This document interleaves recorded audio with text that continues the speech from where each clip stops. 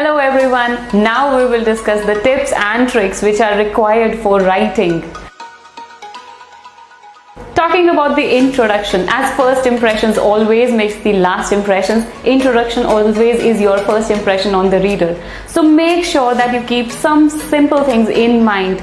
Never ever try to copy the same words in your introduction. You need to very clearly state your stand right in the introduction. Whatever you're going to talk about, it cannot be kept a big mystery for the reader. The thing which you really need to keep in mind is always write whatever is asked to you. Never waste your time making the point more and more interesting, because honestly this is not going to earn you bans. Instead, you can delve deeper into the explanation and supporting your idea with various examples that would do wonders. Also, never try to memorize the opening lines. They would always attract penalties. Sorry for that. Another big misconception in writers is about the vocabulary. So I really need to make it clear to you kids that instead of memorizing and cramming the complex words, you can use simple synonyms for the simple words. That will do wonders.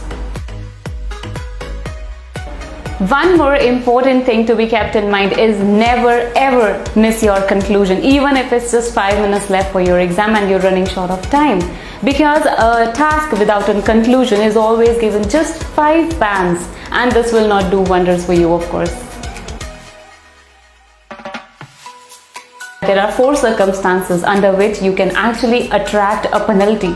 So very first thing is underlength. You can never be underlength. So for task 1, you really need to be at least 150, and for task 2, you really need to be at least 250 very strictly.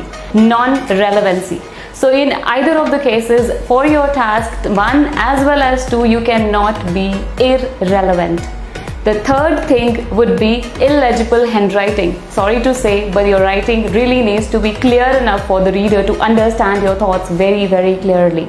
And fourth and the last point would be cramming. So memorized lines would always be penalized. So be sure that you do not attract any unnecessary penalties for yourself.